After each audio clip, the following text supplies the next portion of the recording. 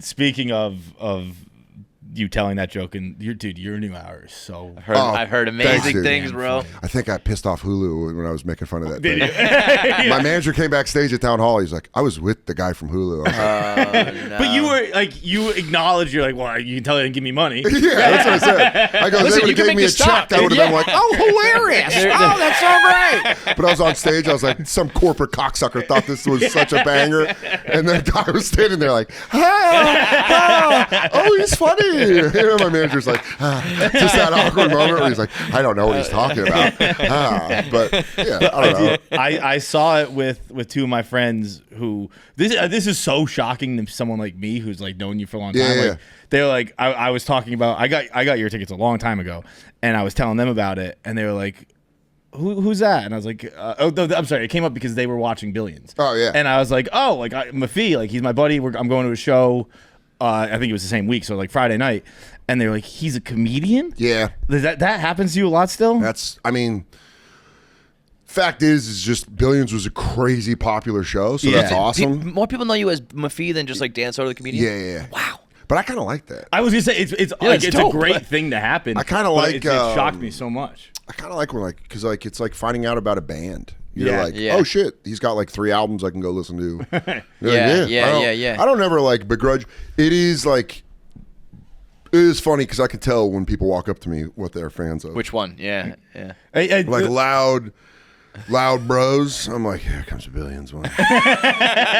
Like, bro, for real though, dude. Like, I worked in there. Fucking, and you're like, down. You got a Patagonia vest. I'm like, you don't know anything about me. Because I ain't down with all this shit. And then they like find out. They're like, all right. But I like when people are like, when they know about comedy and they walk up. I'm like, oh fuck, all right. Yeah. It feels like, oh shit, this is awesome. So I don't begrudge anybody. But I mean, Billions was huge. Yeah, so I was saying that for the record. I wasn't saying it like, hey, just so you know, people don't know about you. No. I was saying like after the show, they were like, holy fucking shit, he's so goddamn funny. I think what's interesting about that is it really showed me like what path I could go down, and it was like a choice. Like there were like I saw people be like, I saw how popular Billions was, and I kind of saw the avenue of like, well, do you want to I for this show? Do you want to be on this show? And I just didn't like it. I was gonna say, did you ever do anything?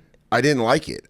I liked making Billions. It was like comfortable. It was easy. It was like here in New York. It was just like something I got to do. Mm-hmm. It felt almost kind like stumbled into it, right? Yeah, like, it was like my friend wrote the show. He loves comics, so he had like me, Birbiglia, Alan Havey, Sam Morrill. He had a bunch of people pop up in the show, but for me, he was kind of like, hey, we need like a dickhead in the office, or kind of like a guy in the office. Yeah. And originally, I was only supposed to be in like 3 episodes of season 1. And then another guy in the office that's like a really great actor got like a bunch of shit. And they're like, we're going to give his lines to you. And I was like, cool. Yeah. And then it just became a thing of like, hey, we wrote a part for you. And it just kind of grew. And it was like awesome. But actors live a crazy life. Like that's like a really hard thing. And I really respect actors that do that. But I'm not that. Yeah. I would get mad when they'd be like, you have to cancel Side Splitters. And I'd be like, I'm not canceling. And they're like, you have to film a scene with the guy that shorted Enron. And I'm like, I'm still not canceling. I love stand-up, but it was a cool thing. It was like a really cool thing to do, but it's not something that I would like chase. Yeah. Have you gotten any offers that are like, no, like you could get fast track, like you don't have to, like we just want you, like you don't have to there's been like do all the bullshit. There's been like things in the past that people have been like, hey, we kind of want you for this role or whatever, and I'm just like, if it works, it works, and it hasn't, so I'm not like stressed about it, you know what I mean? But like I'll pop up and shit if people want to put me on something, I'll do it. Yeah, I'm not like against it. I just like see how hard actors work. And I'm like, you guys, go give them the roles. Like they're like, yeah, but you know, I mean, yes, out here but also fucking, I'm sure somebody would have looked at like the Bonfire being like, you're on air every fucking day. Like that's a big, that's, you know what I mean? It's just kind of which world you come from. Yeah, it was just kind of like, I kind of just made the effort of like, I love comedy. I just love doing comedy. So I'm just going to, you know, if I get to act and stuff, like I love the way Bill Burr does it. You know, like Bill Burr's a good actor, but he pops up and stuff and he like, he's like, he executive produces a lot of stuff. Yeah, too, I mean, he had right? F is for Family. He had Old Dads. He like does a lot of shit. But like, I just remember when I was like, you know, he'd pop up in Breaking Bad or like Mandalorian, and you're like, oh, that's awesome. Yeah, like, I love that shit. Yeah. So I just don't think it's something that I'm like gonna seek. I'm just like, yeah, if it happens, it happens. But I like just doing stand up. I know it's not quite stand up or like comedian world anymore, but you got any inside scoop on what's going on with Jay Leno? Because something's going on with Jay Leno, bro. The eye patch? Dude, that Bro, was awesome. That story What happened? is not fucking real. He got his face burnt. Yeah, dude, he had a quote unquote Look at motorcycle. Bro, Hey, you see my treasure? You heard about this? dude, he said he was staying at a Hampton Inn in Pittsburgh and was walking to dinner and decided to walk down a hill. That's old people shit. Bro, I believe no, it. bro. When I show you this fucking hill, this is not a hill that anybody in the world would decide to walk down. It's not a hill. It's a fucking cliff. So he was just like, Look at man. this. Look at this. You can see the Hampton Inn sign. He tried to walk down that cliff of the road. That's a rich guy that doesn't have anybody around him telling him not to do something. The way He's he like so described it- rich that people are like, bro. But I don't know.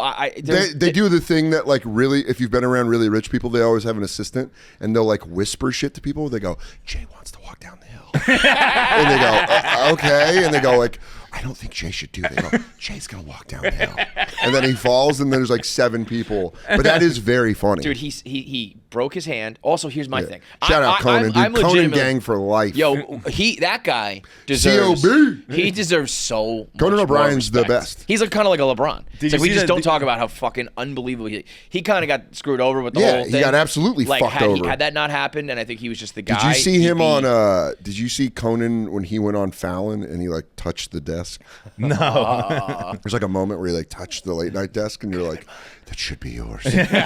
Reclaim your kingdom. Did you Yeah, see he the other should day do when some throne shit. he had the he said what Robin Williams did after he got fired? Oh yeah, that he just sent him with a bike. he He just was sent like, him a "Go bike. He's biking." like, you'll be all right. Go for And it. like man." made it all Irish and shit.